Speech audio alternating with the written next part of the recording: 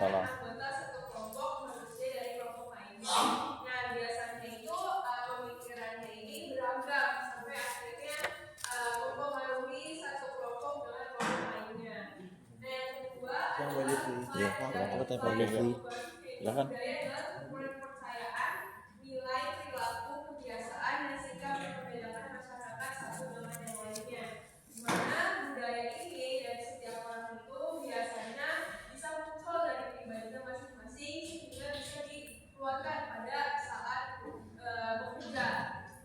Ketiga itu ada job project, di mana budaya itu adalah suatu motivasi bersama, nilai keyakinan, identitas, dan interpretasi yang berkembang melalui pengalaman bersama anggota kelompok dan diwariskan lintas generasi. Nah, selanjutnya itu dari force components, itu budaya adalah cara sekelompok orang menyelesaikan masalah dan menangani. Nah, biasanya itu ada cara-cara atau penyelesaian masalah dari suatu perusahaan itu dengan budaya perusahaan itu sendiri. Nah, selanjutnya itu ada Ansüber, di mana budaya itu adalah suatu perangkat alat atau tools yang terdiri dari simbol, cerita, ritual, dan pandangan dunia yang membantu orang bertahan dan sukses. Nah, biasanya budaya itu bisa juga menjadi alat penunjang dari perusahaan itu untuk sukses ke depannya. Nah, selanjutnya yang terakhir itu adalah stakeholders, di mana budaya itu adalah suatu sarana bagi manusia untuk berkomunikasi, untuk bersapa-sapa, mempertahankan dan mengembangkan pengetahuan tentang kehidupan. Nah, selanjutnya ada karakter dari budaya.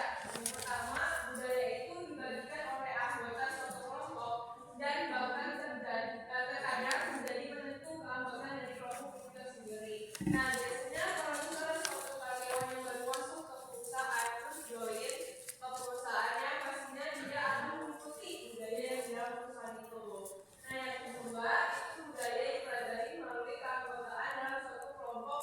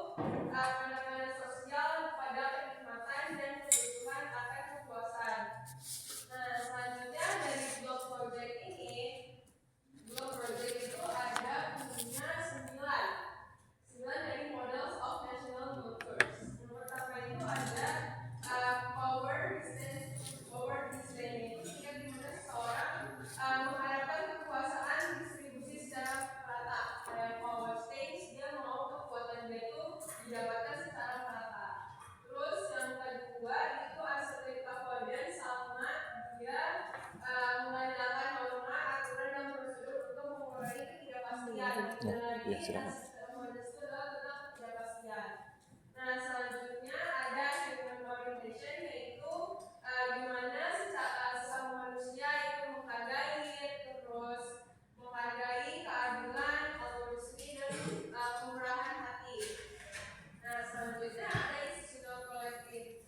Kolektif yaitu sejauh mana masyarakat mendorong distribusi sumber daya karena kolektif dan tindakan kolektifnya. Terus in group kolektif yaitu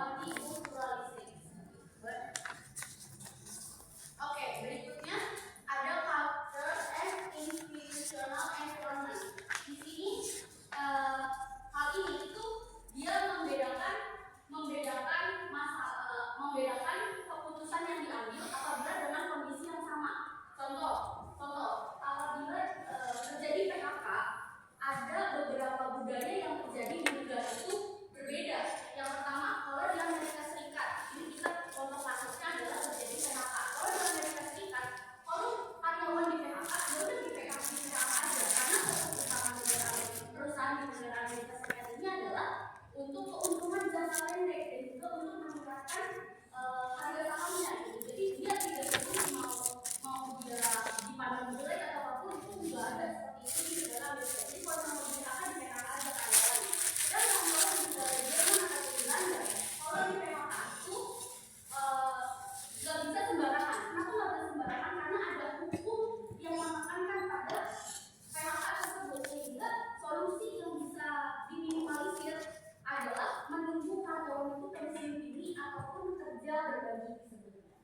Kalau yang terakhir di negara Jepang itu kalau kasus PHK dia nggak bisa sembarangan juga, dia sulit untuk mem-PHK karyawan. Kenapa? Karena akan dianggap perusahaan tersebut memiliki reputasi yang jelek di negara tersebut. Makanya untuk meminimalisir solusi dari yang terjadi untuk melakukan PHK itu, perusahaan di negara Jepang itu lebih memilih memindahkan karyawan ke anak perusahaannya atau ke unit bisnis lain supaya tetap si karyawan itu tetap stay di dalam perusahaan, nggak di PHK, tapi juga bisa meminimalisir anggaran di kantor perusahaan.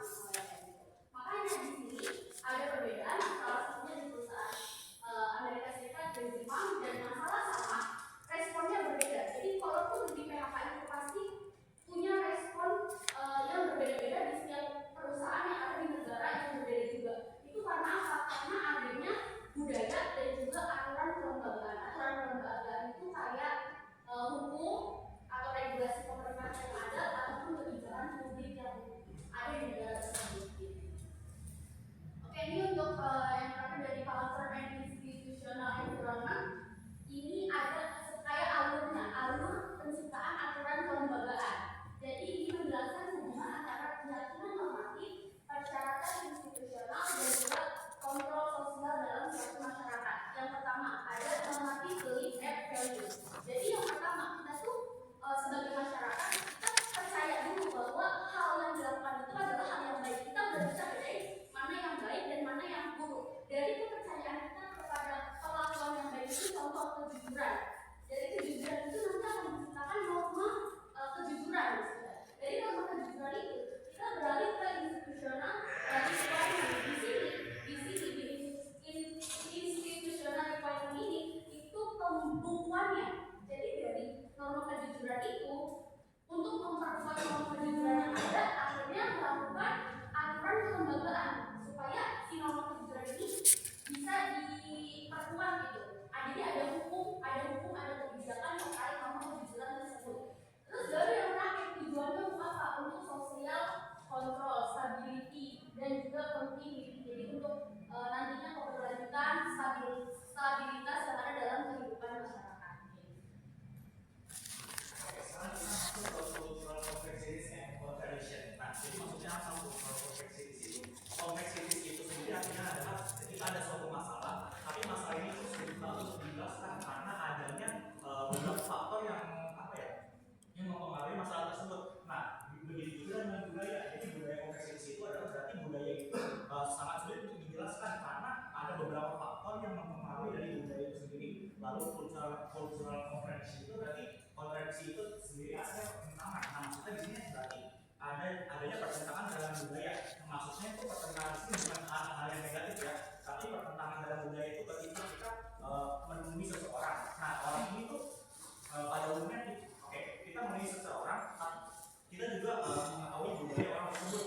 Nah, maksudnya kontradiksi tersebut ini adalah ketika kita mengetahui budaya dia, tapi dia tuh juga melakukan sebagaimana budaya tersebut dia lakukan. Misalkan kita ketemu orang Eropa, kan biasanya orang Eropa itu contohnya ya, orang Eropa itu makan mie pakai garpu, tapi dia makan mie pakai sumpit. Nah, itu maksudnya kontradiktif dalam kultural. Nah, di sini pertama budaya itu tidak bisa disamaratakan. Nah, jadi ketika kita dihadapkan dengan orang yang dari berbagai budaya, misalkan ada budaya A, contohnya deh Eropa, dan budaya B itu dari Asia. Asianya ini tadi seperti Jepang atau Cina. Nah, ketika kita lagi sedang dimakan dan makanan mie, orang Eropa pasti otomatis akan menggunakan garpu. Tapi orang dari Asia yang Jepang dan Cina itu pasti mereka menggunakan sumpit. Nah, ketika mereka makan mie itu tidak bisa disamaratakan. Jadi ya udah biarkan mereka dengan budaya masing-masing, yang Eropa dengan menggunakan garpu, yang Asia dengan menggunakan sumpit seperti itu.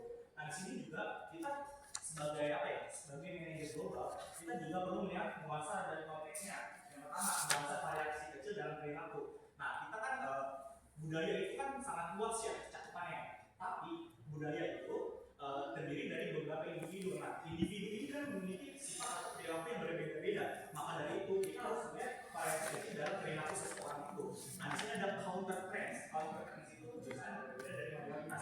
Yang seperti saya sudah bilang tadi, jadi mirip-mirip dengan cultural contradiction. Jadi ketika ada seseorang yang berperilaku berbeda dari budaya mereka berasal seperti itu. Terus di sini ada konteks, yaitu situasi sosial, politik, dan yang membentuk perilaku. Jadi kita juga harus tahu ya dari mana dasar perilaku seseorang itu terbentuk. Apakah itu dari situasi sosial, dari negara dia tinggal, politik yang dari negara tinggal, dan lingkungan hidup dimulai dari dia kecil hingga dewasa seperti itu. Tapi di sini topik utamanya itu bukan antara dari 1 dan 2. Di sini topik utama dalam buku itu ada kesetaraan gender.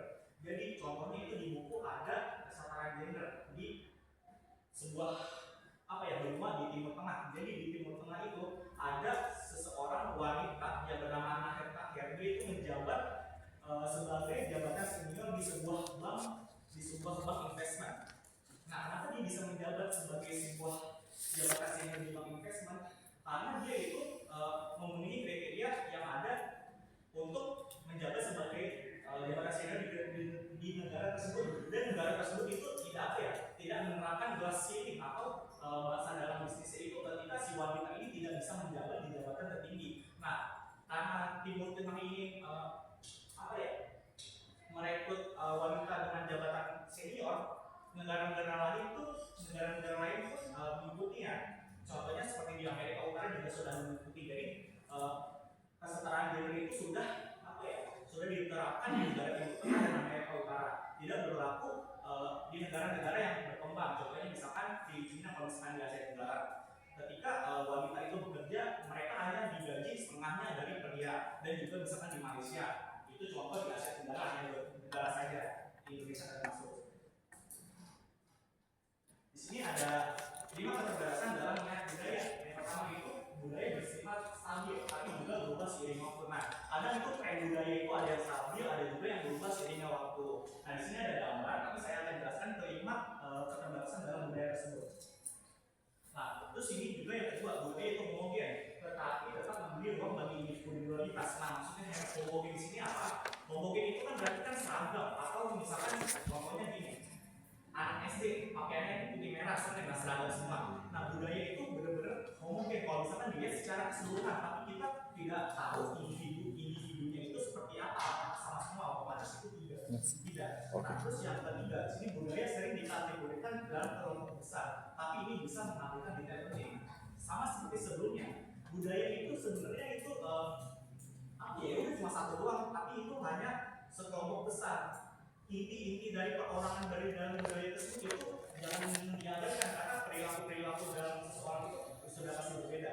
Terus juga budaya dapat menjelaskan perilaku, tapi tidak bisa memprediksi dengan pasti. Nah, ketika kita sudah mengetahui budaya seseorang, kita hanya harus menjadikan budaya itu sebagai patokan saja. Misalnya orang berkulit putih, biasanya itu kan dikenal dengan baik, ramah dan lain-lain. Kalau misalkan kulit hitam itu suka mencuri dan lain-lain. Nah, kita tuh hanya sebagai ketika kita mengetahui sebuah budaya, kita tuh hanya bisa dijadikan sebagai patokannya saja untuk melihat seseorang. Misalkan kita sedang berhadapan dengan orang berkulit hitam, udah kita hanya sebagai patokan saja. Kalau misalkan orang kulit hitam itu suka mencuri misalkan ya. Tapi kita kenyataannya itu tuh harus dilihat dari realita itu seperti apa. Apakah orang hitam itu benar suka mencuri atau tidak seperti itu. Lalu budaya mewakili kesatuan, tapi juga terdiri dari banyak subkultur. Nah, jadi budaya itu juga terdiri dari grup-grup yang kecil di dalamnya. Contohnya gini aja deh, kita di Jawa aja itu ada berapa? Jawa Barat, Jawa Tengah, Jawa Timur, DIY, daerah istimewa Yogyakarta. Nah, itu contoh kecilan saja. Jadi satu budaya itu terdiri dari beberapa kelompok juga. Nah, balik lagi di sini. Tadi di sini ada gambarnya, di sini ada cultures. Di sini ada 2 pendapat ya berarti orangnya. Di sini ada yang berpendapat kalau misalkan budaya itu stabil setiap waktunya. Dan yang kedua, orang berpendapat budaya berganti setiap waktunya. Nah, ini nggak seimbang nih. Maka dari itu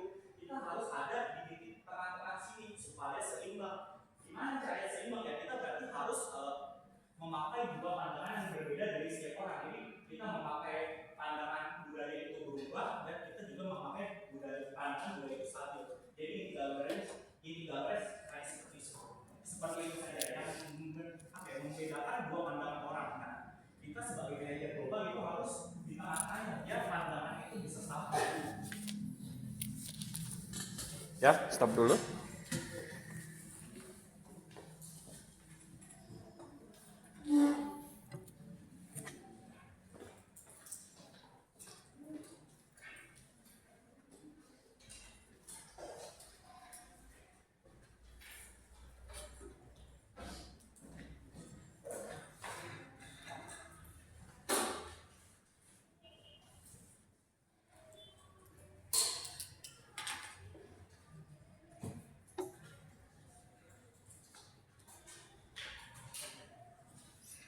Tadi sudah dibahas oleh kelompok yang menurut saya sudah cukup jelas atau terang-terangan mengenai cultural environment.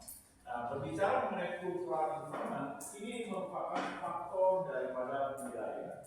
Bahwa budaya atau juga sering juga disebut sebagai lingkungan budaya, maka dalam pengelolaan perusahaan internasional atau multinasional, maka budaya memberikan kontribusi terhadap bagaimana mempengaruhi pengelolaan perusahaan multinasional. Nah, budaya inilah yang akan membentuk bagaimana pola perilaku, sikap, komunikasi, koordinasi, lalu melakukan pengelolaan manajemen.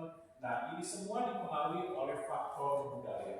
Budaya memegang peranan di dalam perusahaan multinasional, termasuk dalam hal menghadapi diversity yang terjadi. Oleh sebab itu, faktor budaya merupakan salah satu faktor yang dinilai penting atau perlu diperhatikan dalam pengelolaan perusahaan internasional. Nah, bicara budaya, berarti budaya ini memberikan definisi atau pengertian seperti apa sehingga dapat mempengaruhi perusahaan multinasional dalam keberadaannya yang nantinya untuk dikelola dalam memajukan perusahaan, meningkatkan produktivitas, meningkatkan kinerja dan pencapaian tujuan dan sasaran. Nah, coba nih Sultan yang baru ulang tahun. Nah, apa definisi dari budaya itu sendiri? Budaya, Pak. Iya.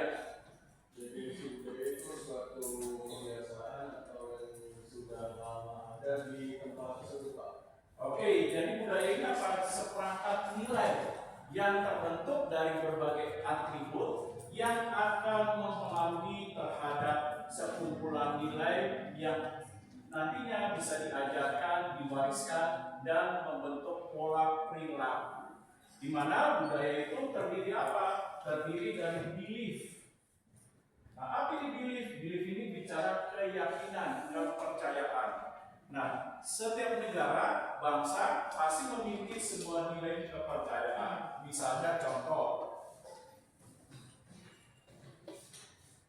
kecenderungan orang Asia dalam mengelola perusahaan internasional akan dipengaruhi juga hal-hal yang bersifat supranatural, seperti contohnya orang Indonesia ketika berhasil mengerjakan suatu proyek, misalnya pembangunan jalan, gedung, dan lain sebagainya, pasti ada ucapan syukurnya dengan tumpang, lalu potong ayam, lalu potong kepala kerbau, sapi, dan lain sebagainya.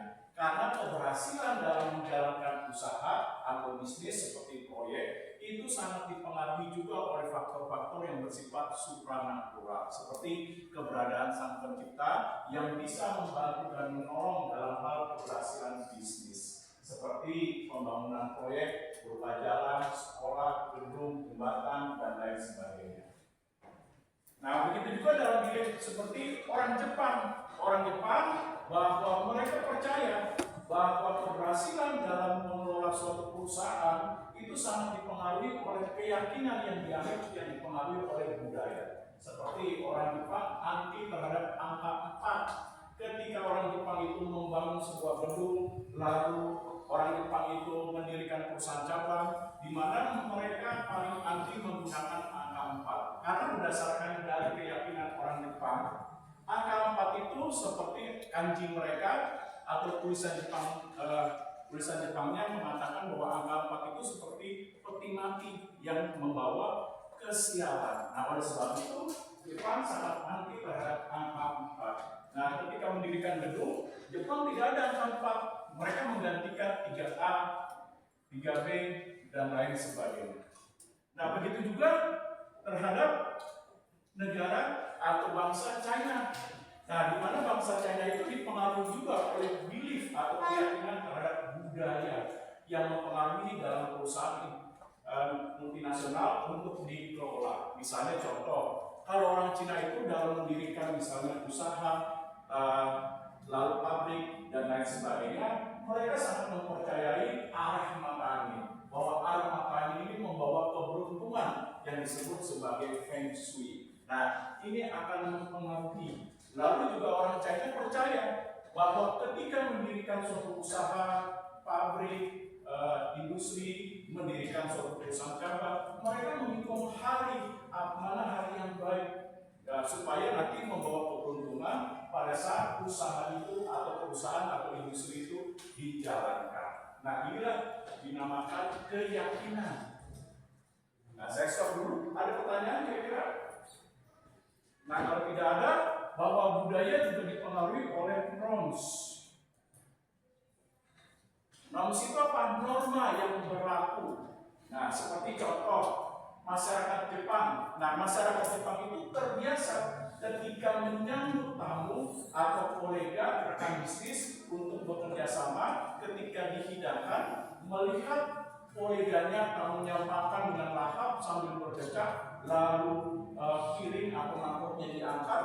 Nah, mereka dalam budaya merasa bangga karena kenapa? Makanannya dinilai enak, dinilai sesuai dengan selera dari rekan bisnisnya atau koleganya. Nah, berbeda dalam norms di Indonesia. Coba di Indonesia, kalau makan sambil diangkat, apalagi berdecak, pasti nilai normanya berbeda. Waktu sama kayak gak pernah makan aja. Nah, ini dia perbedaannya dari nilai norms atau norma. Nah, begitu juga seperti misalnya orang Indonesia ketika misalnya mengundang rekan kerja, rekan bisnis, atau kolega melakukan kerjasama bisnis atau negosiasi, ketika makan menggunakan tangan itu dinilai hal yang biasa. Tapi kalau negara Jepang, dinilai makan tangan itu dianggap orang yang primitif, jorok. Nah, ini dia perbedaan terhadap nilai norms atau norma.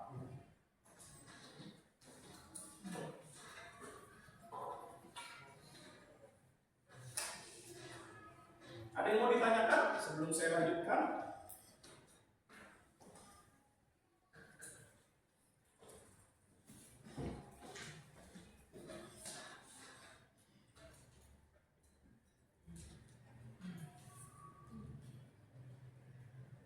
Nah, begitupun juga terhadap nilai budaya or social organization.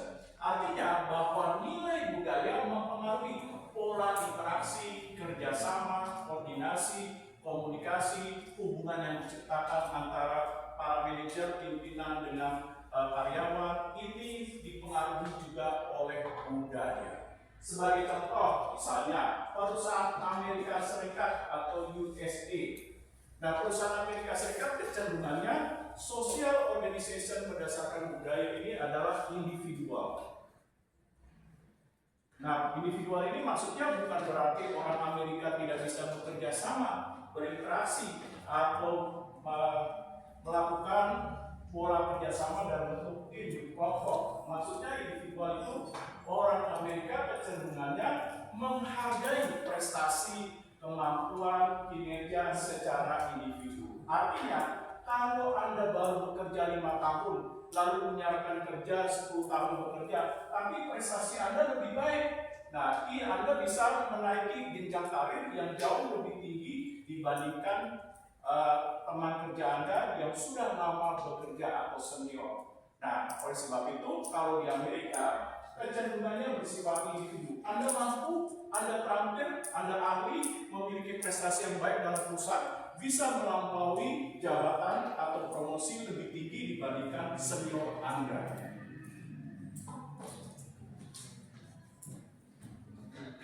Berbeda dengan Jepang. Kalau Jepang lebih menghargai senioritas. Nah, artinya apa? Artinya dalam senioritas ini bahwa sehebat apapun Anda bekerja, prestasi, kemampuan, keterampilan, tapi kalau loyalitas Anda dinilai nilai masih rendah oleh perusahaan, Anda tidak bisa untuk melampaui jabatan atau karir dibandingkan orang yang sudah lama bekerja di dalam perusahaan. Nah, perusahaan Jepang itu lebih menuntut kepada senioritas, yaitu bahwa bekerja itu sebagai sebuah bentuk pengabdian atau loyalitas dalam perusahaan. Nah, orang yang lebih lama bekerja dalam sebuah perusahaan di Jepang itu merupakan sebuah nilai kebanggaan atau kehormatan yang ada pada dalam diri karyawan atau manajernya.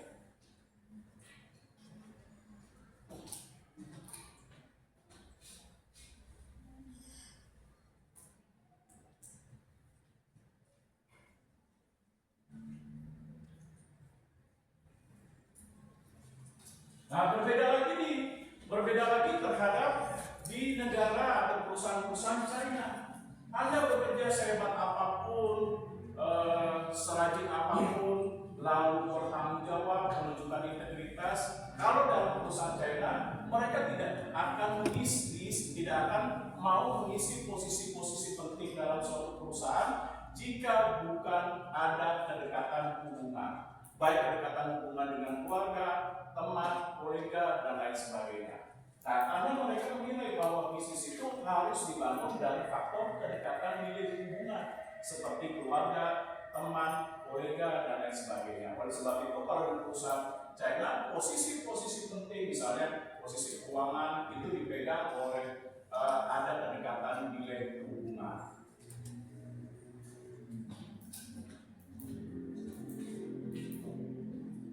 Nah, ada pertanyaan sebelum saya lanjutkan?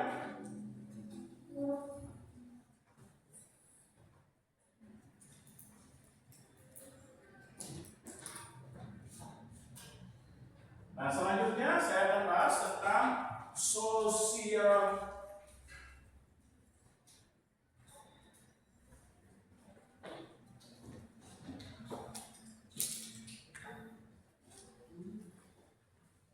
Nah, seperti sosial institusi.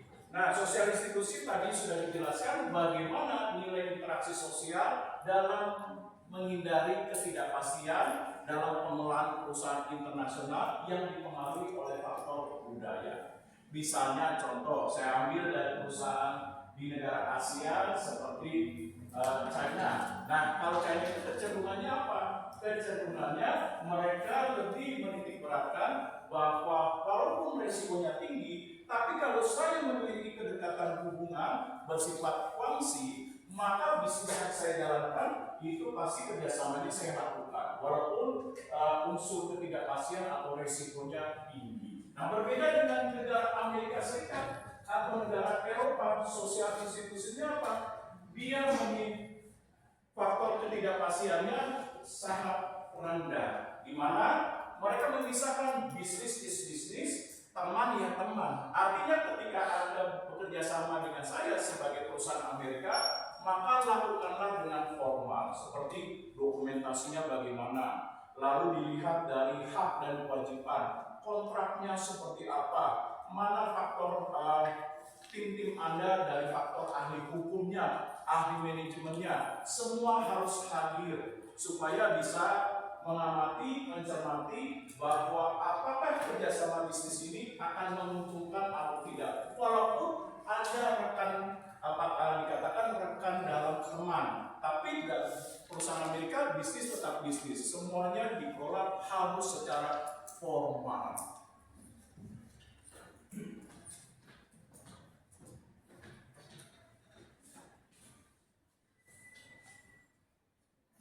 Nah, saya stop dulu. Ada pertanyaan kira-kira?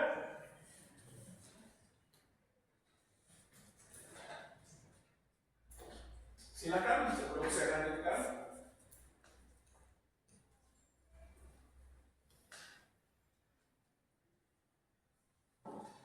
Nah, selain itu, kalau kita bicara mengenai lingkungan budaya juga bisa kita perhatikan atau kita lihat dari personality. Nah, personality-nya apa? Nilai kepribadian. Bahwa nilai kepribadian yang dimiliki oleh seseorang itu juga sangat mempengaruhi terhadap budaya yang dianut. Seperti apa sifat, karakter, latar belakang pendidikan atau tingkat pendidikan, lalu bagaimana lingkungan yang membentuknya, serta bagaimana nilai norma-norma yang dianut, persepsi, dan lain sebagainya. Nah, ini semua nilai personality tentu akan mempengaruhi seberapa besar budaya akan membentuk pola perilaku dan sikap. Nah, pada saat seseorang mengelola perusahaan internasional atau bekerja dalam perusahaan multinasional.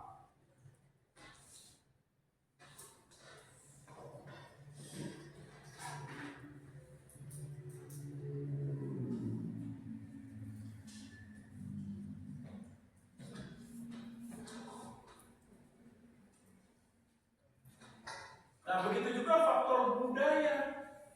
Nah, bagaimana faktor budaya? Tentu faktor budaya ini akan memberikan pengaruh terhadap nilai suatu kelompok atau grup.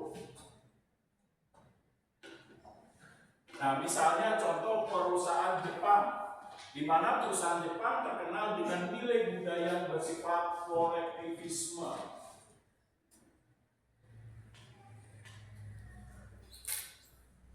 Yaitu mengedepankan bahwa ketika mengelola perusahaan internasional, mereka lebih suka bahwa bekerja dengan melakukan upaya secara tim atau kelompok.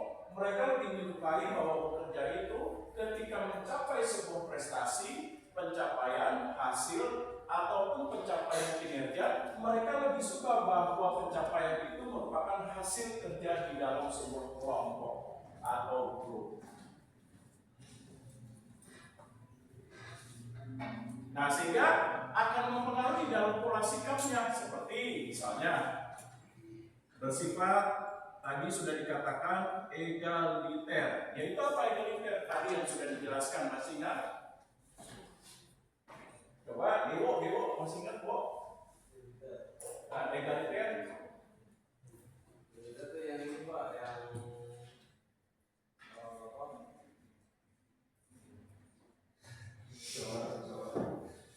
Yang mana? Nah, Nah, egaliter itu apa? Memperlakukan para manajer, karyawan, walaupun sebagai pemimpin, mereka memiliki kedudukan yang sama. Boleh menyampaikan pendapat, masukan, saran, kritik, bahkan bisa berdiskusi atau berdebat dengan pimpinan.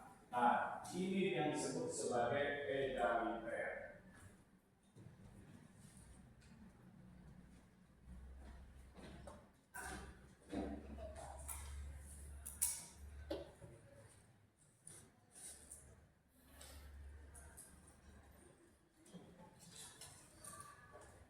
Nah, selanjutnya bahwa budaya juga dipengaruhi oleh keberadaan manusia secara natur. Yaitu apa secara natur?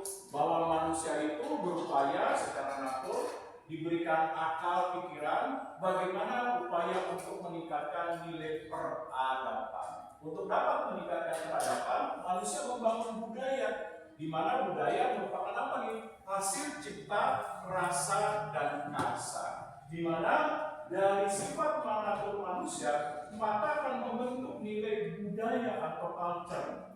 Nah, culture ini apa? Merupakan hasil dari sub budaya yang terbentuk dari norma, keyakinan, lalu bahasa, dan lain-lain. Nah, berdasarkan ini, maka bahwa lingkungan budaya memberikan pengaruh terhadap pengelolaan perusahaan multinasional, maka dilakukanlah pendekatan secara ilmiah. Yaitu apa? Bahwa budaya ini diteliti. Bahwa benar gak sih bahwa budaya itu memberikan pengaruh terhadap pengelolaan perusahaan multinasional. Nah, penelitian ini dilakukan oleh Hofstede yang tadi sudah dibahas kelompok.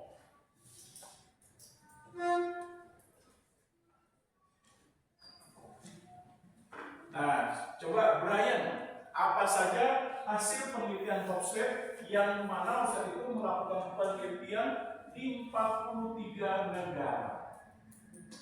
Nah, kurang lebih ada 366.000 responden, di mana 43 negara ini diteliti di perusahaan IBM yang tersebar di 40 negara. Nah, dari penelitian itu, kuesioner yang disebar lalu ditarik kembali oleh Hofstede sebagai peneliti, maka Hofstede itu mengolah data menjadi sebuah informasi dan kesimpulan penelitian berupa dimensi budaya. Nah, coba Brian, apa saja dimensi budaya hasil penelitian dari Hofstede? Individualisme, yaitu uncertainty. Oke, pelan-pelan. Individualisme. Uncertainty. Nah, dengan kolektivisme. Nah, seperti apa nih? Boleh kasih penjelasan? Individualisme dan kolektivisme.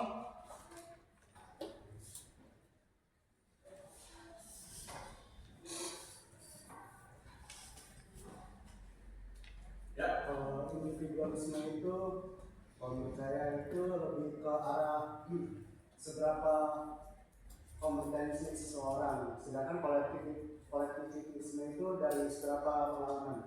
oke, dimensi budaya individualisme itu apa? Menekankan dimensi budaya yang dianut dalam suatu masyarakat atau suatu bangsa dan negara yang lebih mengedepankan faktor yang bersifat personal. Seperti contohnya negara Amerika dan Eropa, di mana ciri individualisme itu apa? Yang pertama, mereka memisahkan misalnya rekan kerja tidak ada hubungannya dengan kehidupan sosial. Berbeda dengan kolektivisme, seperti contohnya masyarakat Indonesia. Nah, kalau masyarakat Indonesia rekan kerja bisa menjadi teman dekat, tempat curhat, lalu nongkrong bareng. Nah, setelah jam kerja, yuk ngopi-ngopi dulu. Habis itu bisa diajak untuk nonton bareng, bisa juga diajak untuk fitness bareng. Ngobrolin masalah-masalah pribadi, hobi, dan lain sebagainya. Kalau di Amerika berbeda, rekan kerja hanya sekedar rekan kerja. Mereka setelah bekerja ya sudah punya kehidupan masing-masing. Nah, ini dia. Lalu apalagi individualisme? Nah, mereka lebih menitik beratkan pada kemampuan, keahlian, dan keterampilan dan prestasi kerja secara personal. Apabila Anda bekerja lebih dari kemampuan dan keahlian dari orang-orang yang sudah bekerja cukup lama, Anda bisa melampaui karir. Nah, melebihi dari karyawan yang sudah lama bekerja. Nah, inilah senioritas. Inilah individualisme. Nah, berbeda dengan kolektivisme. Apa ini kolektif? Kolektif. Nah, coba Wahyudi. Wahyudi apa kolektivisme?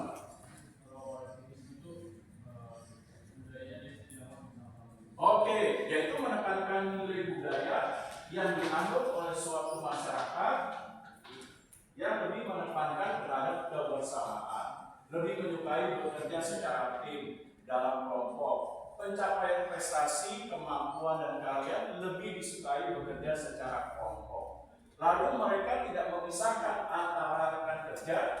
Nah, bahwa rekan kerja itu bisa menjadi teman dalam kehidupan, dalam nilai sosial, seperti tempat curhat, nongkrong bareng, dan lain sebagainya.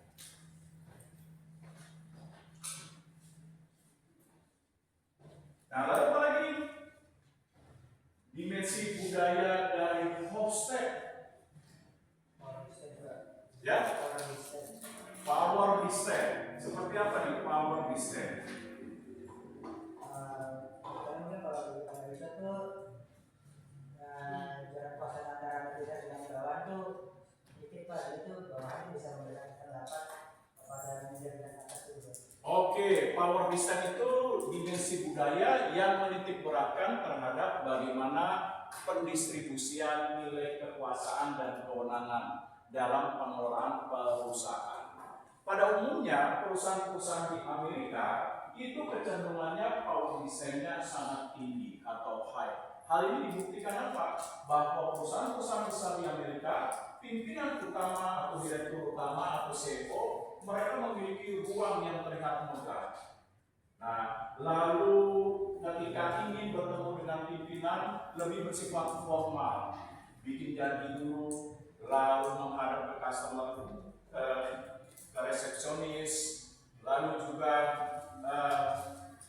ketika ingin memanggil pimpinan, nah harus disebutkan Mr. Tuan atau Miss dan lain sebagainya. Berbeda dengan negara Prancis, kecenderungan Prancis itu power desainnya rendah. Nah, di mana jarak kekuasaan antara pimpinan dengan karyawan atau para manajernya itu rendah, sehingga pimpinan itu hanya dinilai sebagai jabatan saja, sehingga boleh untuk melakukan komunikasi secara langsung.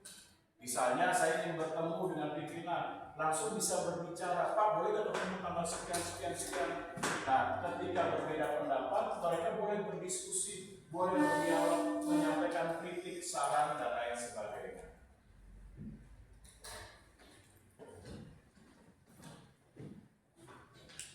Nah, lalu apa lagi? Ada masculinity dengan femininity. Nah, seperti apa nih masculinity dengan femininity?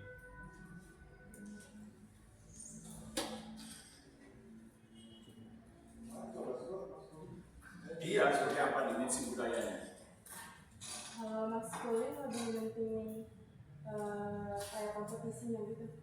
Nah, kalau masculinity itu apa? Dimensi budaya yang dianut oleh suatu masyarakat, suku, bangsa, atau negara yang mempengaruhi dalam pengelolaan perusahaan yang lebih menganut kepada nilai keberhasilan yang dinilai dari faktor keperkasaan seperti kewenangan, jabatan, kekuasaan, lalu bersifat materialisme. Misalnya contoh, kalau Anda berhasil, apa saja sih buktinya? Nah, maka dari itu kalau orang-orang Amerika Serikat, misalnya contoh kayak penyanyi pop, mereka menunjukkan keberhasilannya apa nih? Kalau emasnya tuh segede-segede gaban. Nah, coba aja lihat penyanyi rap. Kalau nyanyi, kalau belum kalungnya tuh, kalung emasnya bisa sampai 3-4 biji. Nah, kalau perlu leher sampai ke bawah. Nah, lalu apa lagi? Nah, kecenderungan seperti orang Amerika, misalnya contoh menunjukkan keberhasilan seperti penyanyi-penyanyi, mereka lebih menunjukkan apa? Nah, mobil yang mereka punyai. Nah, lalu selain itu apa? Penyanyi rap ditandai dengan cincin berliannya semakin banyak di tangan, itu menunjukkan keberhasilan atau kesuksesan dari faktor materialisme atau kebendaan. Nah, seperti kecenderungan orang Amerika atau USA. Nah, kalau femininity seperti apa? Femininity. Ada yang mau ngasih pendapat femininity?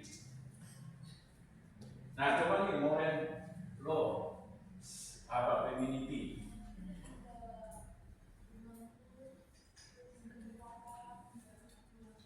Oke, jadi femininity apa?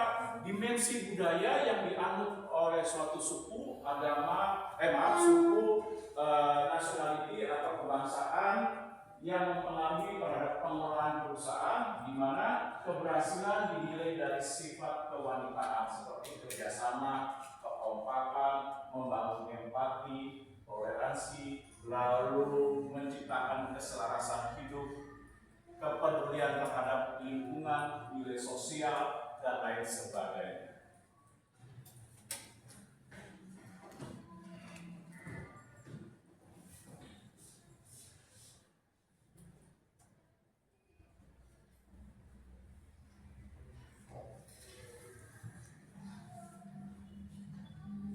Nah, bagaimana dengan uncertainty avoidance?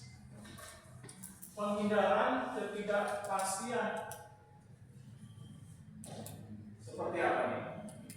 Uncertainty avoidance. Ada yang masih pendapat? Uncertainty avoidance.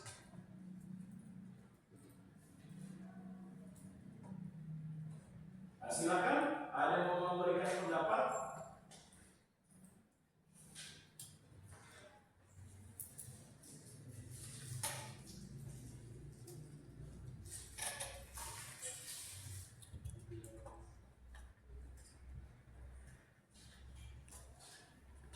Nah, silakan. Certainly avoidance. Ya. Kalau uncertainty avoidance itu mereka itu lebih menghindari risiko-risiko yang mungkin bisa menyebabkan dampak yang merugikan, Pak. Oke, seperti orang Amerika atau Eropa ketika menjalin kerjasama bisnis, mereka tidak mau untuk jangka panjang karena mempertimbangkan tingkat risiko. Oleh sebab itu, kita lihat perusahaan-perusahaan Amerika kecenderungan kerjasama bisnis ketika melakukan kerjasama dengan Indonesia hanya 5 tahun, paling lama 10 tahun, baru mereka memperpanjang kontrak perjanjian atau kerjasama bisnis kembali. Karena kenapa? Mempertimbangkan tingkat risiko terhadap kegagalan atau kerugian yang terjadi. Nah, kalau kecenderungan orang Asia bagaimana? Dalam uncertainty avoidance, orang Asia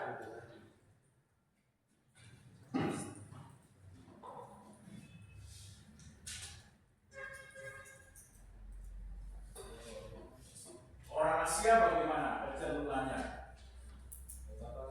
Nah, biasanya orang Asia seperti orang Jepang. Nah, ketika melakukan kerjasama bisnis, hubungannya untuk jangka panjang, bukan untuk jangka pendek. Nah, oleh sebab itu biasanya orang-orang Asia seperti Jepang, China, kecenderungannya penghindaran ketidakpastiannya itu tinggi. Nah, mereka biasanya lebih beresiko terhadap kerjasama bisnis. Nah, contohnya kalau orang China menganut prinsip ya udah kerjasama bisnis bisa fleksibel, istilah mereka cincai, nggak jadi masalah, fleksibel. Nah, dalam kerjasama nggak usah dipersulit lah, nggak usah administrasi yang berbelit-belit, nggak usah dokumentasi yang panjang lebar, udah dipersingkat, kalau bisa mudah ya dipermudah, cincai lah, fleksibel. Nah, ini dia.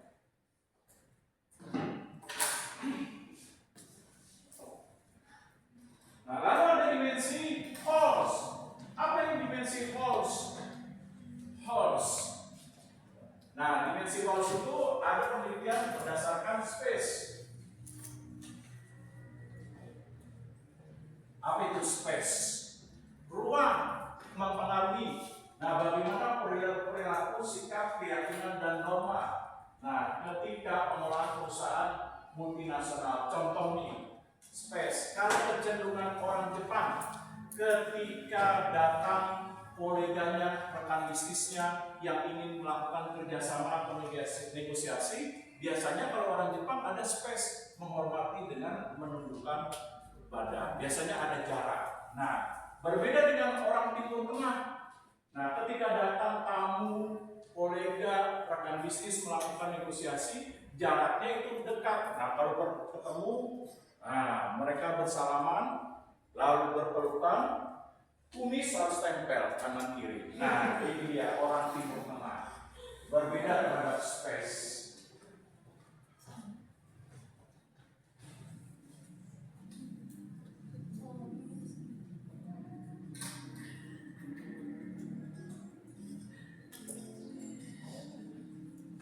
Lalu time, bagaimana time waktu?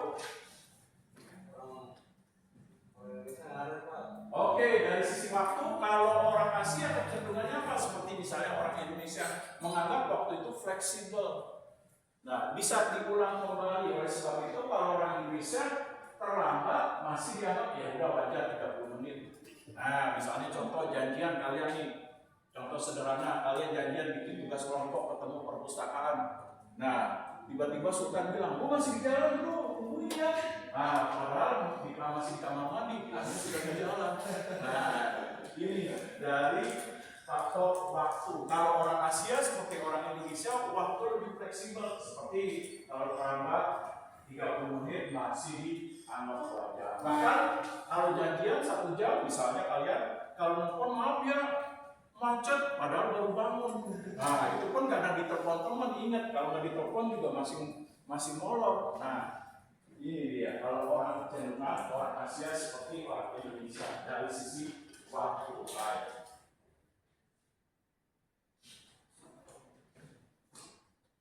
Nah kalau orang Eropa kecenderungannya waktu itu seperti sumber daya, nah yang memiliki nilai terbatas, bersifat tetap, tidak bisa terulang kembali.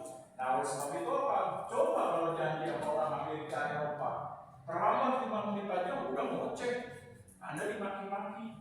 Bahkan dibilang Anda tidak memiliki integritas terhadap janji atau pertemuan yang telah disepakati.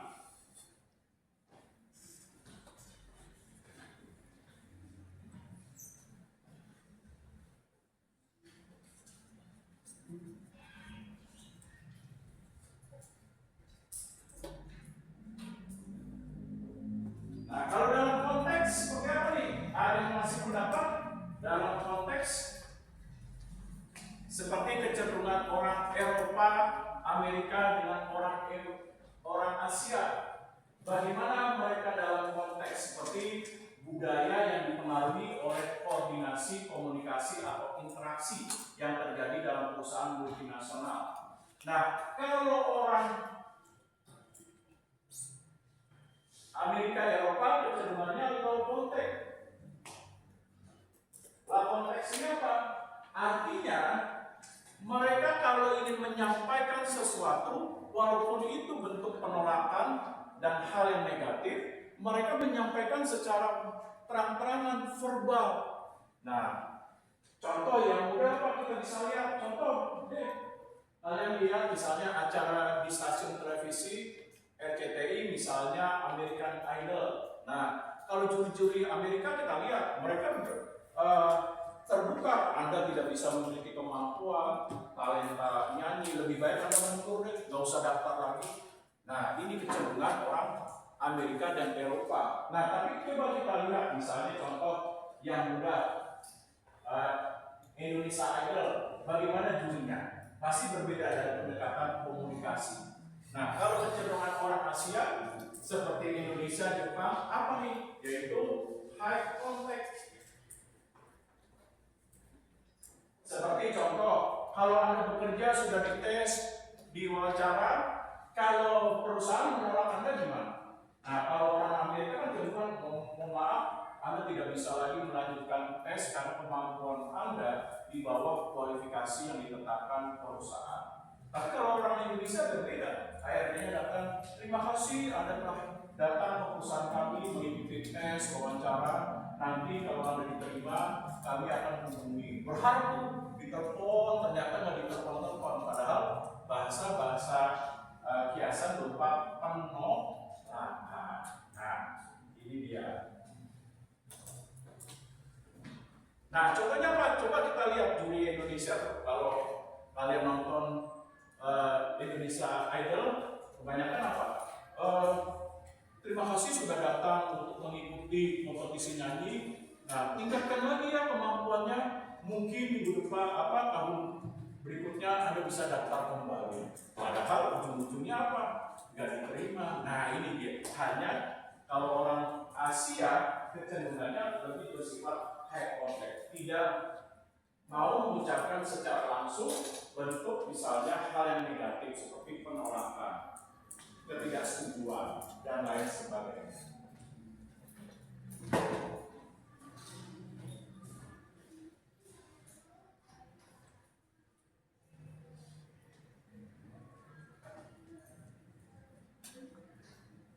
Lalu pendidikan growth. Nah, seperti misalnya contoh assertiveness, faktor ketegasan. Nah, bagaimana konteksnya dalam faktor ketegasan? Penelitian yang dilakukan oleh Biro faktor ketegasan. Ada yang mau kasih komentar faktor ketegasan? Faktor ketegasan. Nah, seperti apa nih? Coba mulai berkomentar.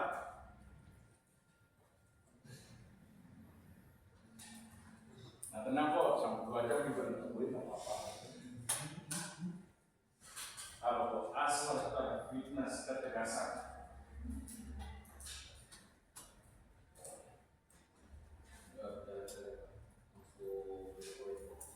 Nah, ketegasan ini apa? Biasanya kecenderungannya orang-orang Amerika, Eropa dalam melakukan pengelolaan perusahaan, mereka lebih kepada ketentuan dan aturan yang bersifat ketat. Contoh, kalau orang Indonesia kan misalnya bekerja, tiba-tiba ban motor atau mobil bocor. Nah, kita bisa memberitahukan kepada pimpinan atau atasan atau manajer di foto, mohon maaf Pak, saya pagi hari ini terlambat masuk ke kantor dikarenakan ban motor atau mobil saya bocor. Ini Pak di foto dari kantor yang sudah ditoleransi. Nah, berbeda dengan orang Amerika atau Eropa. Ketika Anda terlambat dalam bekerja, mau alasan ban bocor, di foto, tetap aja Anda dianggap tidak memenuhi ketentuan dan aturan dan dinilai tidak disiplin. Nah, ini dia dari segi assertiveness.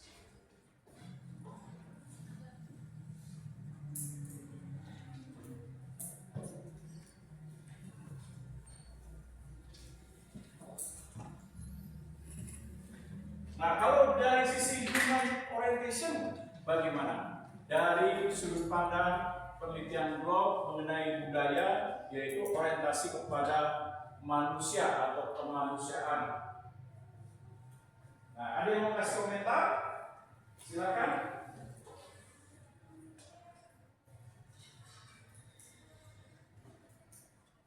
Namanya Gopal. Anda masuk Gopal?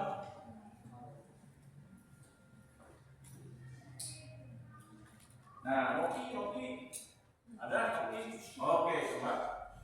Pendapatnya Rocky. Apa itu human orientation pada penelitian blog? Blog itu penelitian mengenai dimensi budaya dari suatu universitas yang ada di Amerika, melibatkan kurang lebih ada 80 para peneliti. Sejauh mana budaya kayak lebih menghargai, terus juga kebaikan hati, keadilan. Oke, bagaimana lebih menitik beratkan pada nilai-nilai kemanusiaan seperti keadilan, empati, nilai sosial, dan lain sebagainya. Nah, seperti apa contohnya?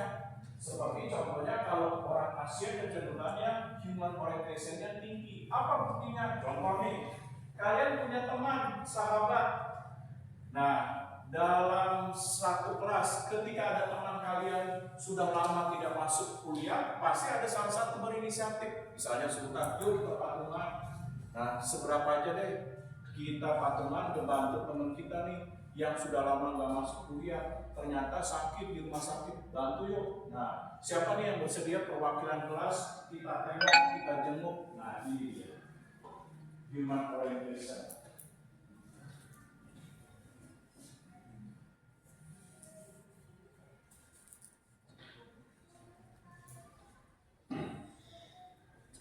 Nah, kalau gender,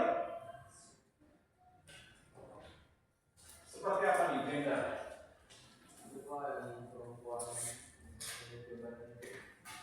Nah, kecenderungannya apa? Misalnya kalau negara atau etnis Asia seperti di Timur Tengah, Kamboja, Laos, kecenderungannya masih melakukan upaya perbedaan antara wanita dengan pria. Seperti wanita diperlakukan di bawah pria, seperti upah, gaji, kesejahteraan. Kalau di Laos, Kamboja atau di Vietnam itu mendapatkan pekerja wanita upahnya lebih rendah dibandingkan pria.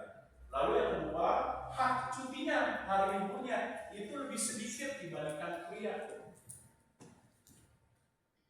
Nah, ini dia dari sisi gender.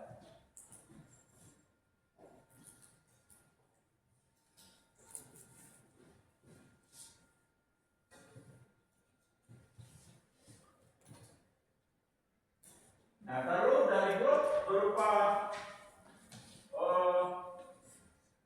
future orientation. bagaimana future orientation?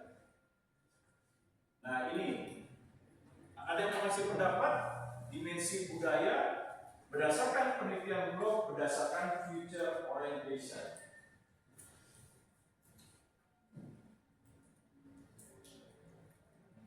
Nah, Muhammad Ari, mana Ari? Oke, apa itu? Mungkin dia lebih memandang bagaimana misalnya kalau kerjasama itu dampak ke depannya bagaimana. Oke, kecenderungan orang Amerika, Eropa, Jepang, China, bahwa untuk mencapai impian, harapan, masa depan itu perlu dibangun di saat ini dengan upaya yang harus mereka lakukan dengan kerja keras, dengan strategi, ketekunan, tanggung jawab, lalu integritas dan lain sebagainya. Nah, berbeda dengan di kita di Indonesia, bagaimana future orientation. Makanya kalau orang Jepang itu kecenderungan untuk menikah itu sangat jarang, karena ketika mereka menikah mereka harus berpikir panjang. Bagaimana persiapan dana untuk anak nanti. Nah, bagaimana persiapan nanti kalau sudah tua, anak sudah bekerja. Nah, oleh sebab itu orang Jepang populasinya untuk menikah sangat sedikit karena mereka berdasarkan future orientation. Kalau negara kita ya sudahlah. Nah, nikah aja tuh, masalah anak nanti, anak punya rezeki masing-masing kok, gak usah khawatir, pasti Tuhan akan memberikan. Nah, yang penting, ada perasaan cinta, perasaan tanggung jawab. Nah, ini dia kecenderungan perbedaan dalam future orientation.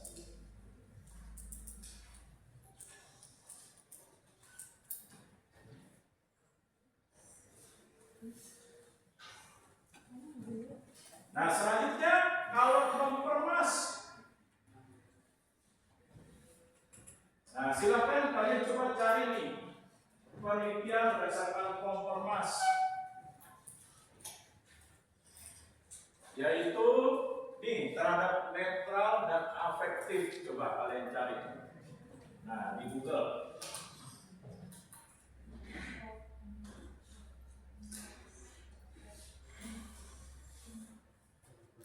Kalau sudah ketemu seperti apa?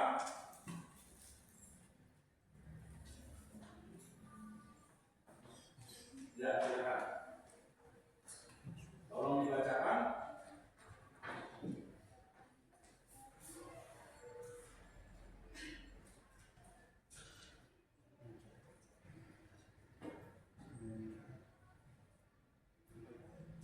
Ya, sudah ketemu, tolong dibacakan.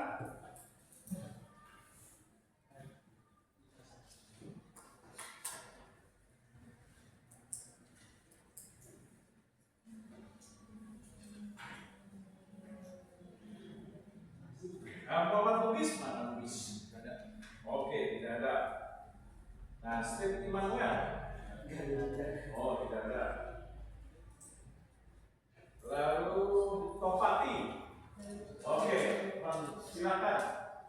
Topati pendapatnya mengenai yang tadi saya katakan netral versus afektif dalam dimensi budaya yang diteliti oleh Komponas.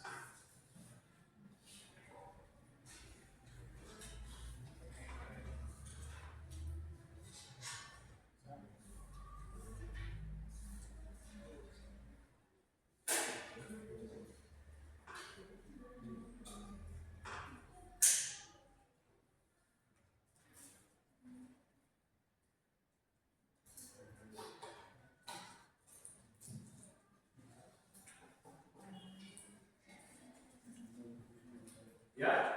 Sebentar Pak. Oke. Komponas.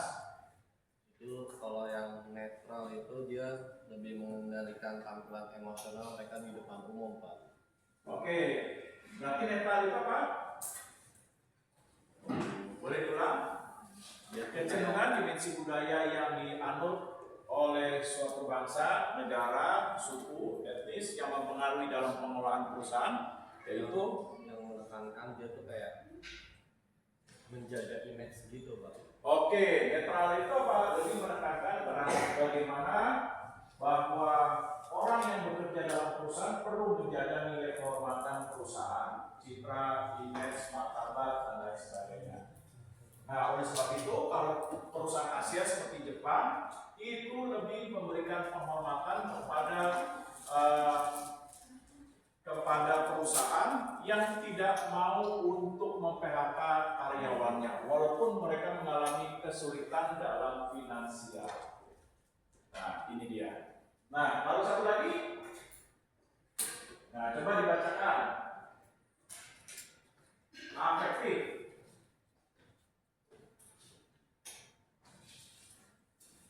Kalau afektif tuh dia tuh lebih apa ya? Lebih terbuka, Pak. Spontanitas saja, Pak. Spontanitas. Spontan. Oh, Hah? Apa tuh? Dia apa? Diulang. Jadi afektif nih, jadi emosinya tuh diekspresikan spontan, Pak. Jadi kayak terbuka gitu, Pak. Oke, berarti kecenderungan dimensi budaya dalam hal mengelola perusahaan yang dipengaruhi oleh nilai tadi bagaimana emosi seperti mengekspresikan diri. Nah, kecenderungannya apa nih kalau orang Asia? Kalau melihat laki-laki menangis, pasti dibilang nggak tangguh, cemen. Nah, masa laki-laki wajah serem ternyata melo. Nah, gitu.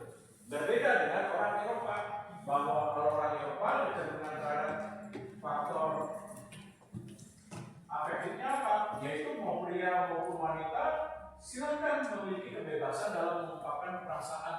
Kedua-duanya juga manusia punya perasaan. Jadi punya ekspresi atau kebebasan untuk menyampaikan nilai perasaan.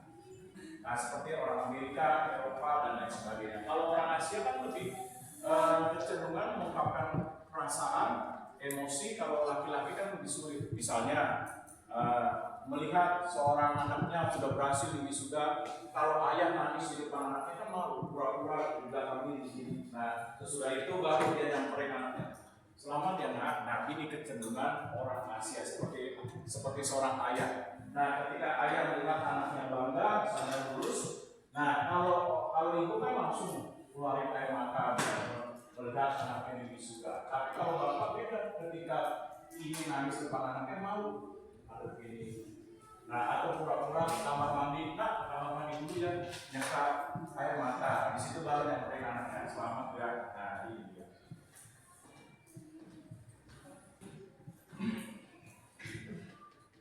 Nah, ada pertanyaan kira-kira? Nah, coba saya bahas apa ini spesifik versus diffuse. Nah, ini.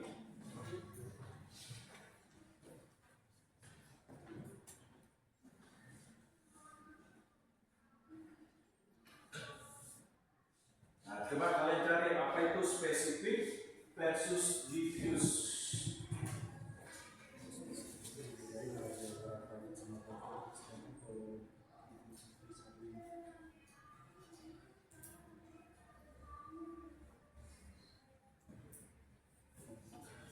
Ketemu? Kalau ketemu, tolong dibacakan apa itu spesifik versus diffuse.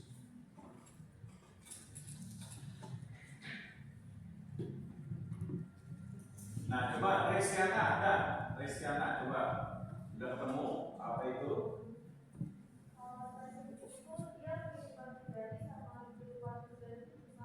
Oke, kehidupan pribadi dan kehidupan pekerjaan dipisahkan seperti orang Amerika, Eropa. Nah, rekan bisnis ya rekan bisnis. Tidak ada nilai hubungan sosial. Misalnya ada teman kerja saya udah hanya sebatas dengan teman kerja. Sesudah itu setelah bekerja punya kehidupan masing-masing.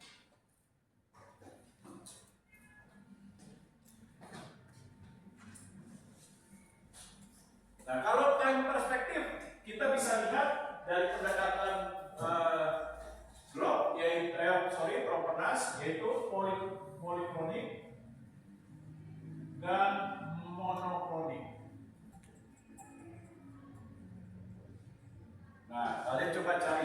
itu polikronik dan monokronik.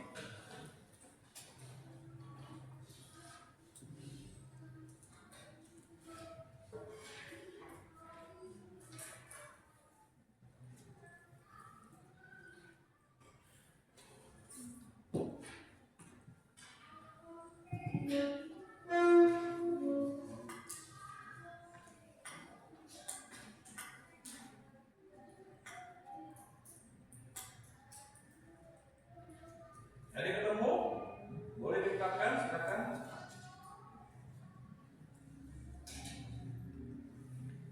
Monokronik itu sebagai suatu pengajian teratur dan berharga, itu dia fokus pada satu tugas saja.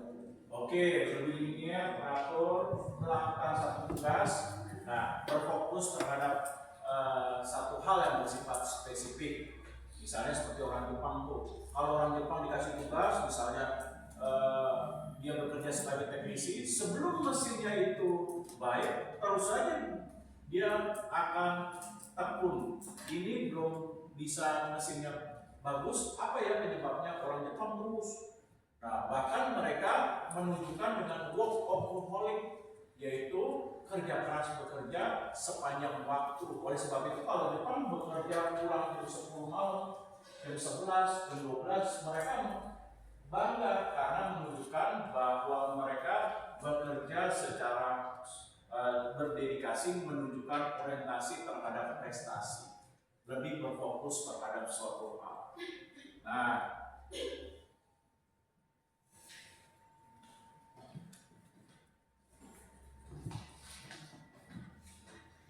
kalau monokronik, coba Sultan lanjutkan.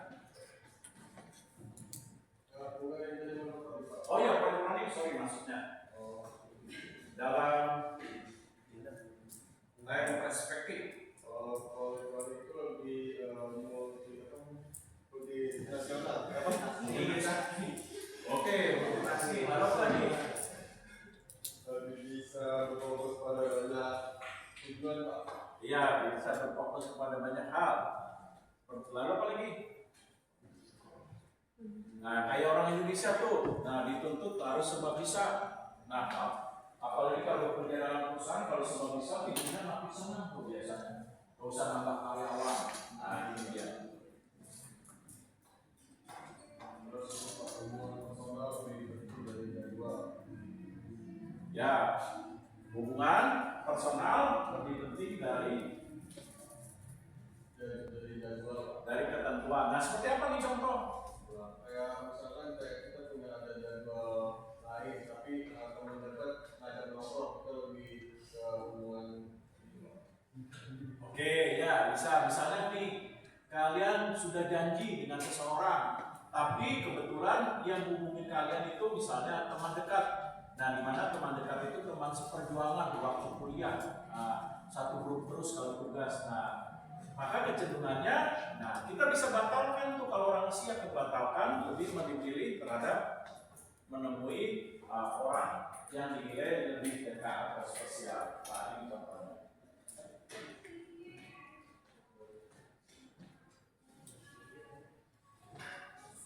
Ada pertanyaan? Silakan. Sebelum saya lanjutkan. Oke, silakan.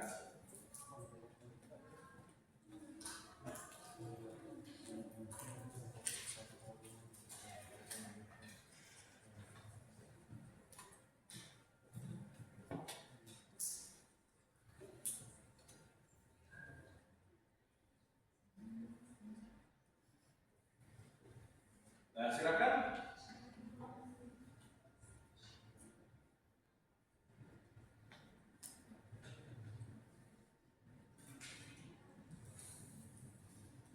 Nah, sehingga kalau kita lanjutkan mengenai budaya, bahwa budaya ini nantinya akan mempengaruhi dalam bentuk lingkungan. Seperti contohnya, nah, perusahaan Jepang lebih apa?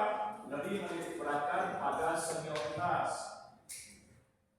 lalu bersifat konsensus dalam pengambilan keputusan, dalam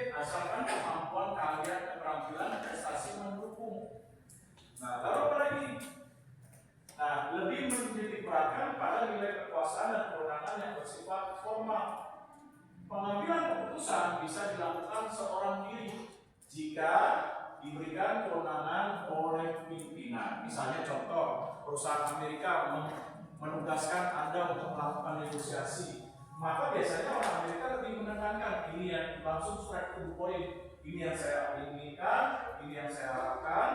Nah, bisa melakukan pengambilan keputusan secara langsung.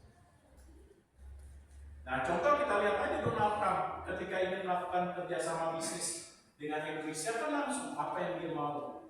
Nah, dia ungkapkan. Nah, lebih mendominasi dan lebih bersifat menekan terhadap lawan negosiasinya ketika kerjasama bisnis itu tercapai.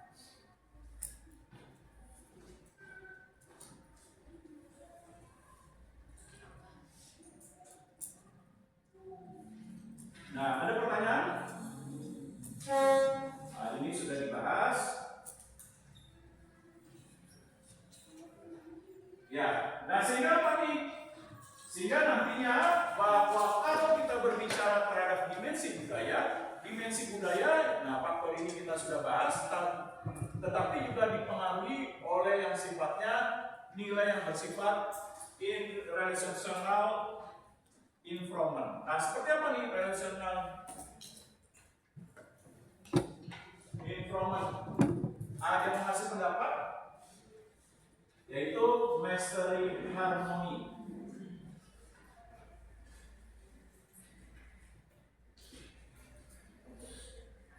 Nah, coba menurut Tesla, apa itu master harmony?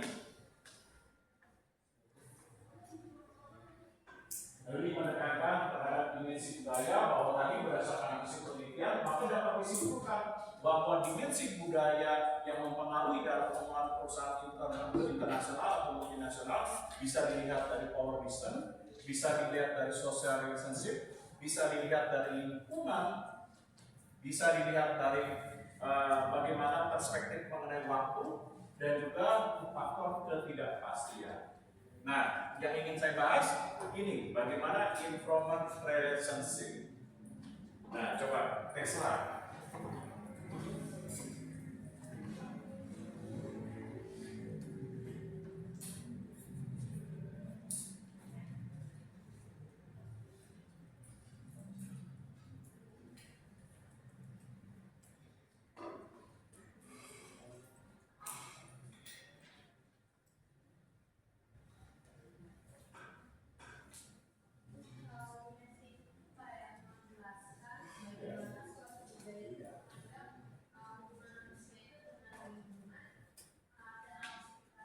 Oke, bagaimana cara seseorang atau suatu kelompok atau perusahaan dalam cara pandang terhadap lingkungan. Nah, seperti bagaimana memperhatikan kelestarian, lalu nilai sosial, hubungan, keseimbangan alam, dan lain sebagainya. Nah, seperti contohnya kalau Asia, misalnya negara Asia, seperti Jepang, dipengaruhi oleh nilai relationship berupa master harmoni, menjaga keseimbangan hidup, nah terhadap alam, terhadap sesama. Ini didasarkan oleh nilai budaya yang dibentuk dari agama, yaitu Shinto. Nah, kalau orang China dipengaruhi oleh nilai yang dinamakan Taoisme, yaitu mengenai bagaimana menciptakan keseimbangan antara alam hubungan dengan manusia yang berdasarkan prinsip apa? Yin and Yang. Nah, ini dia simbolnya. Nah, ini dia.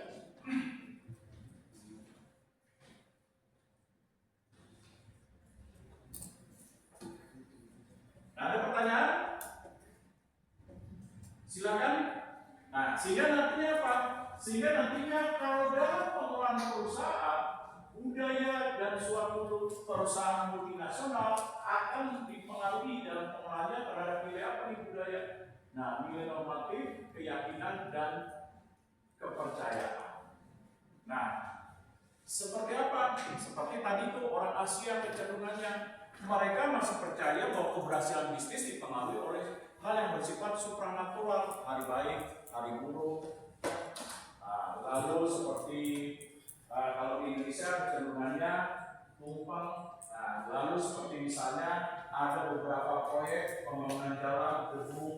Nah, itu budayanya ada yang potong kepala ayam, kepala sapi, kepala kebo.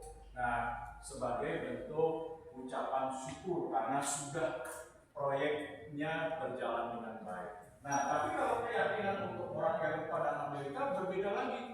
Bisnis tidak ada campur baurnya atau tidak ada bentuk kontribusinya terhadap faktor yang bersifat supranatural. Bisnis itu hanya tergantung dari kemampuan, keterampilan, keahlian, dan pengalaman dalam upaya mengelola perusahaan. Nah, bagaimana faktor institutional requirements? Nah, ada yang mau ngasih pendapat faktor ini?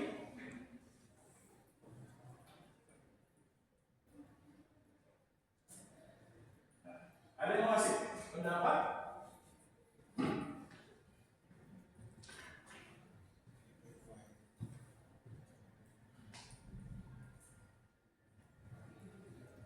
Coba, Abian, Amalah. Abian, oke.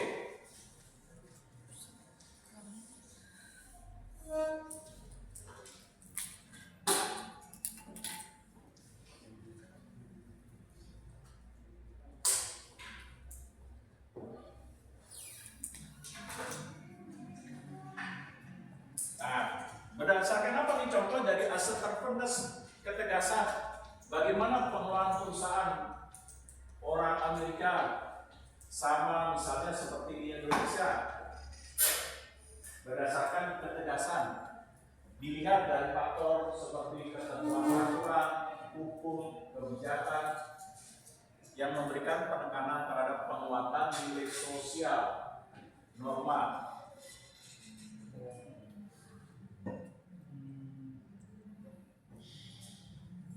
Mungkin dari hukum, kalau memang di Amerika itu hukum terkait verifikasi, nepotisme dan sebagainya itu lebih ketat Pak. Oke, kalau kecenderungan orang Eropa dan Amerika, mereka lebih ketat terhadap ketentuan, aturan, dan regulasi. Mereka akan menjalankan secara sepenuhnya saklek, yaitu bicara hitam, putih. Nah, berbeda kalau di kita, walaupun sudah ada penegakan hukum, regulasi, ketentuan, kebijakan, nah, tapi kalau di kita, nah, masih bisa adanya nilai, nah, assertiveness yang rendah. Udahlah Pak, nggak usah rumit-rumit, gimana pula Pak. Nah, ini kalau kita sekedar uang rokok. Nah, tapi uang rokoknya ngasihnya besar. Nah, nggak mungkin namanya rokok, masa langsung dikasih 5 juta, bisa 5 juta dapatnya berapa banyak tuh rokok. Nah, uang rokok tapi ngasihnya dalam jumlah yang besar.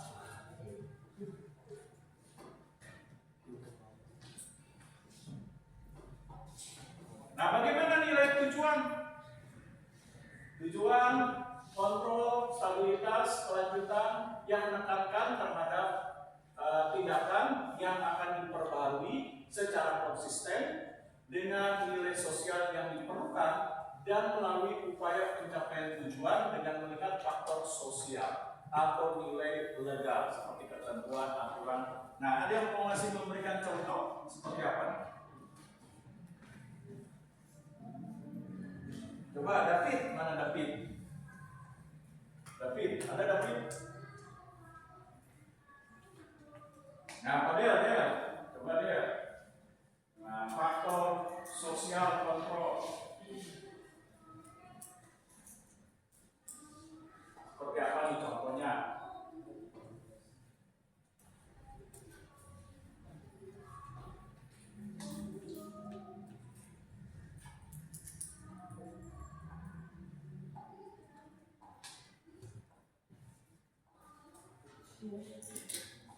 Nah, tadi contohnya seperti apa? Faktor sosial sebagai kontrol.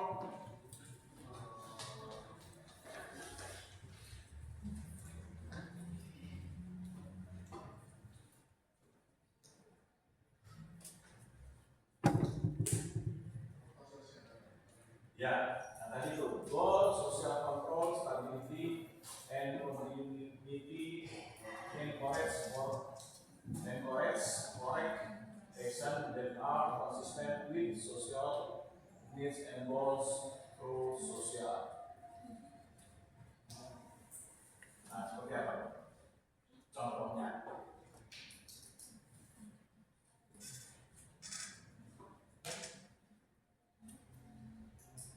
Nah, tadi kalau orang perusahaan Jepang gimana kontrolnya?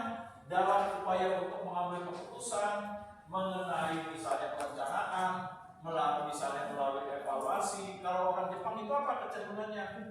Bahwa dalam pengelolaan perusahaan multinasional mereka lebih menekankan terhadap konsensus. Artinya ketika ada upaya untuk melakukan evaluasi, mereka mengambil suara bersama.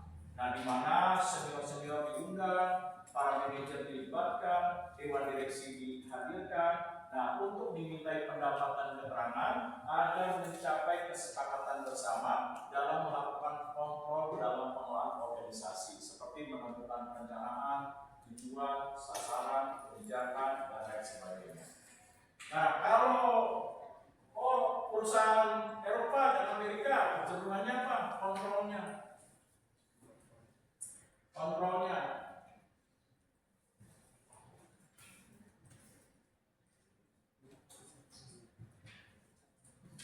Nah, ada yang mau kasih pendapat?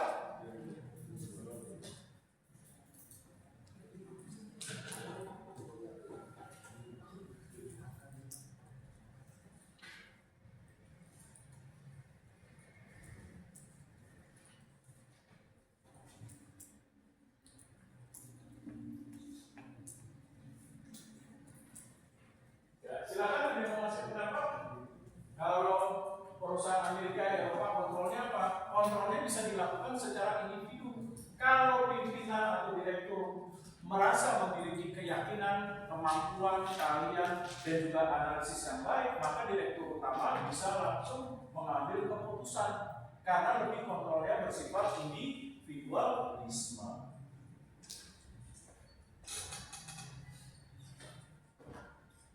Nah, kalau nilai sosial,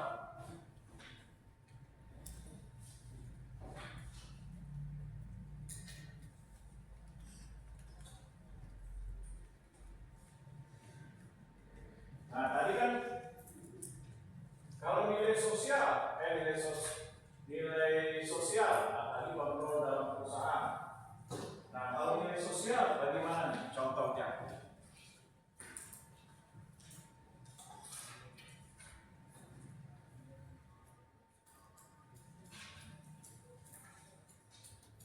Nah, kalau nilai sosial berupa kontrolnya dalam hal interaksi, komunikasi, serta nilai yang berapa yang dianut oleh perusahaan multinasional, seperti misalnya saya ambil contoh Jepang, itu menganut pertama Sushin Koyo, lalu Sangyo.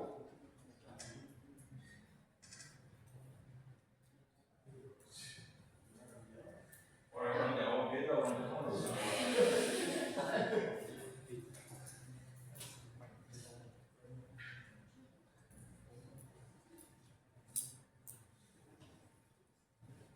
Itu apa? Nilai sosial kalau Sushin Koyo lebih menekankan bahwa suatu kehormatan kalau pekerja dan manajer itu bisa mengabdi dalam perusahaan seumur hidup. Nah, dengan bekerja dalam jangka waktu yang lama, mengabdi 30 tahun, 40 tahun dari awal bekerja sampai pensiun. Nah, ini Sushin Koyo. Nah, kalau Sangyo, apa nih Sangyo? Tadi coba yang orang Jawa.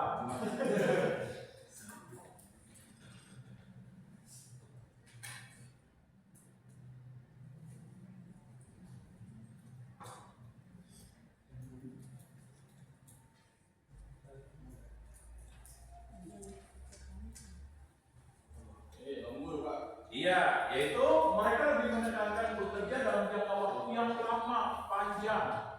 Nah, seperti kalau orang Jepang itu senang bekerja, misalnya pulang jam 11, jam 12 malam. jam 10. Nah, mereka sebagai suatu kehormatan. Nah, bahkan kalau sudah berkeluarga, istri mereka senang. Coba kalau di Indonesia, nah, misalnya pulang jam 10, jam 11, ngapain aja lu? Jam 11 baru pulang. Oh, dari mana aja lu? Banyak apa habis kerja? Oh, banyak keluarga lu. Nah, ini perbedaan. Nah, kalau karosi, nah, silakan cari apa itu karosi.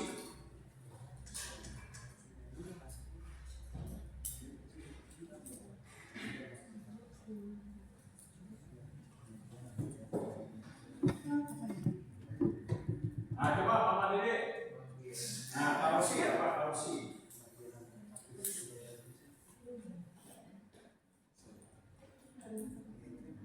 Peringatan action tentang bahaya kerja berlebihan tanpa.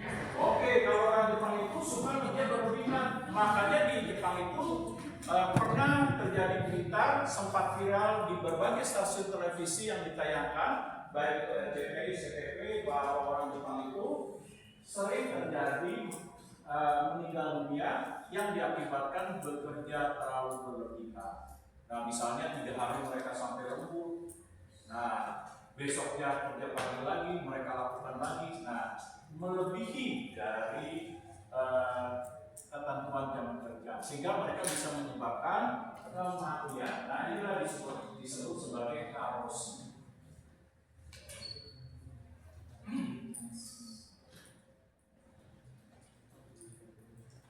Nah, ada pertanyaan? Sebelum saya berikan kelompok, silakan. Kalau tidak ada, ya kelompok lanjutkan.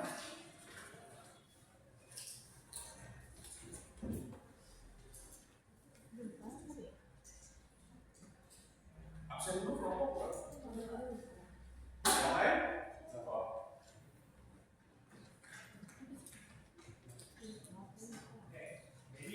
Ini pembahasan terakhir di Cultural Diversity and Multiculturalism. Jadi di sini ada beberapa tantangan interaksi lintas budaya. Jadi ketika kita berinteraksi lintas budaya itu pertama tantangan itu bisa lebih dari satu budaya yang terlibat dalam interaksi. Jadi ketika kita berinteraksi dengan 2 orang atau lebih dan mereka memiliki atau dari budaya yang berbeda-beda, nah itu menjadi hambatan salah satunya. Misalkan kalau misalkan ada yang budaya dari Eropa, Asia, Afrika dan lain-lain, itu menjadi sangat menghambat dalam interaksi, apalagi kalau misalkan dalam sebuah bisnis seperti itu. Lalu yang kedua, orang Nah, saya nambahkan sedikit. Nah, tadi sudah benar, oleh sebab itu apa? Supaya tidak terjadi benturan dalam budaya, di mana ketika terjadi pola interaksi, kerjasama bisnis, melakukan negosiasi, merekrut tenaga kerja asing, maka kita harus bersifat fleksibel. Kedua, adaptif terhadap perbedaan-perbedaan budaya, melihat dari multikultural dan juga dari dimensi diversity. Nah, oleh sebab itu, orang harus bersikap fleksibel bagaimana melihat dari sudut pandang yang luas terhadap perbedaan budaya, sehingga bisa menyikapinya dengan baik. Sehingga sikap yang dinamakan xenofobia terhadap budaya atau ketakutan, kecemasan budaya, menganggap budaya perbedaan budaya itu sebagai ancaman, ini bisa diatasi dengan baik. Oke, lanjut.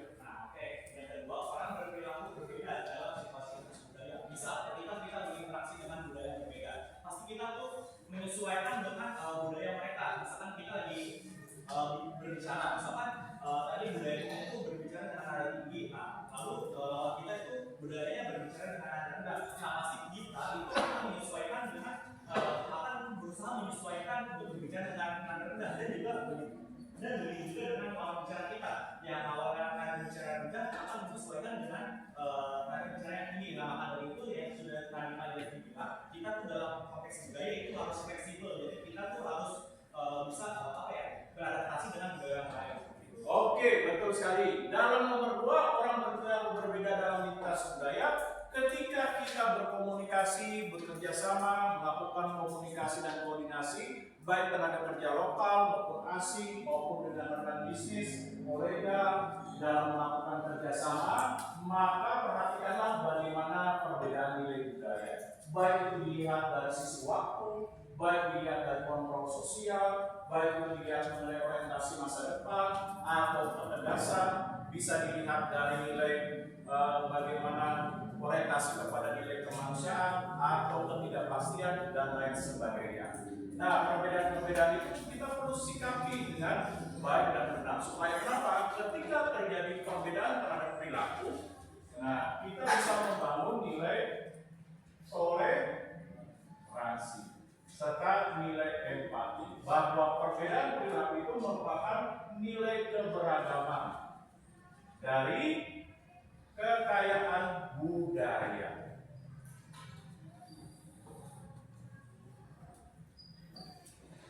Oke, lanjut.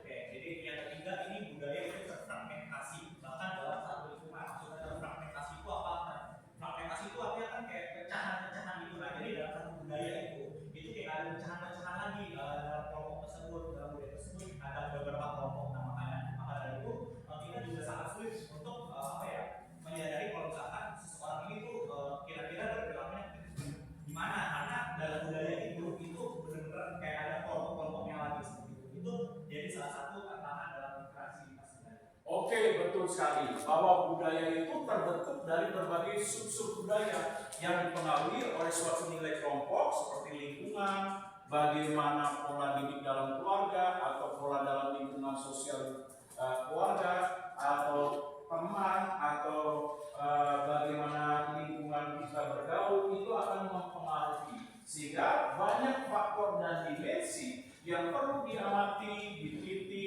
terhadap keberagaman budaya, sehingga nantinya budaya ini tentu akan membentuk suatu pola perilaku dari seseorang. Walaupun budaya itu bisa bersifat homogen, artinya homogen itu bahwa suatu masyarakat dapat memiliki perilaku yang sama, tetapi juga ada hal di dalam suatu masyarakat atau kelompok bisa bersifat heterogen. Nah, karena kenapa? Dipengaruhi juga oleh faktor hal yang bersifat multidimensional. Yaitu apa? Banyak indikator atau dimensi yang perlu dilihat dari faktor budaya. Oke, lanjut. Nah, sebelum thank you, ada yang mau ditanyakan?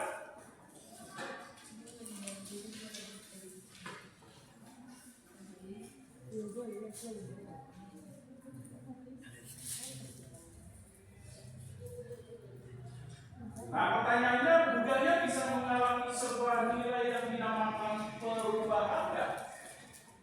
Change. Dan bersifat situasional. Nah, terakhir yang saya mau bahas, apakah budaya bisa mengalami perubahan terhadap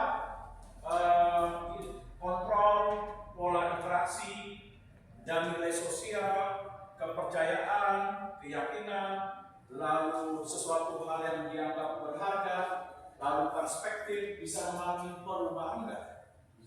Oke, bisa. Seperti apa nih? Mantap. Lanjutkan.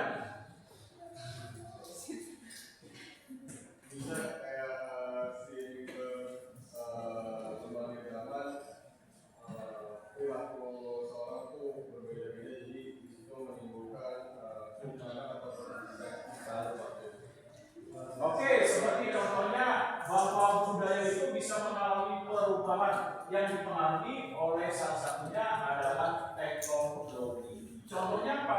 Pada saat dulu, sebelum ada kemajuan handphone, nah, bagaimana kalau kita misalnya ingin mengadakan hajatan, misalnya sunatan, perkawinan, undang ulang tahun. Nah, kalau dulu sebelum ada kemajuan teknologi informasi berupa handphone atau smartphone, bagaimana? Budaya kita iya melalui undangan, kita datang rumah ke rumah silaturahmi. Tapi sekarang dengan kemajuan teknologi bagaimana? Nah, kita nggak perlu datang dari rumah ke rumah, dianggap dengan mengirim undangan dalam bentuk PDF ke dalam grup keluarga itu sudah dinilai baik sopan. Nah, lalu apalagi kita mengucapkan teman dekat, rekan bisnis, kolega, sahabat ketika mengucapkan Idul Fitri, Idul Adha, atau nakal. Nah, kalau dulu kan melalui kartu, nah ucapan. Tapi sekarang dengan kemajuan teknologi, bagaimana mempengaruhi budaya? Nah, cukup dengan WhatsApp, kita kirim ucapan dengan gambar sudah dinilai sopan sebagai nilai kontrol sosial dalam hal menerapkan nilai norma. Lalu bagaimana budaya dikatakan situasional? Yang dipengaruhi juga oleh situasi, keadaan, suatu peristiwa. Nah, seperti apa nih situasional? Nah, contoh yang gampang, orang Jawa terkenal dengan lemah lembut, ramah.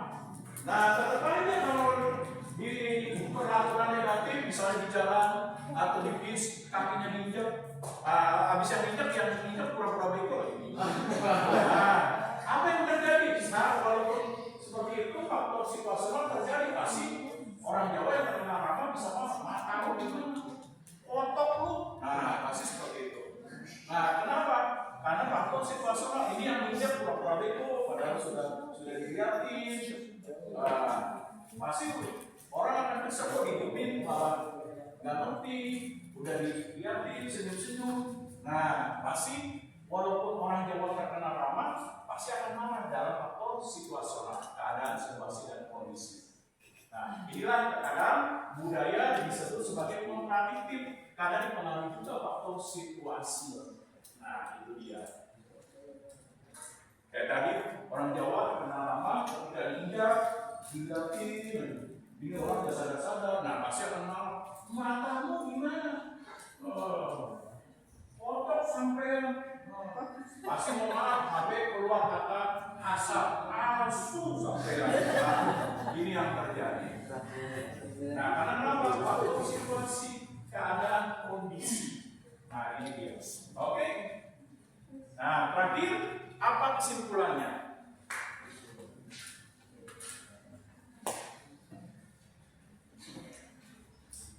Kesimpulannya. Nah, coba nih dari paling belakang.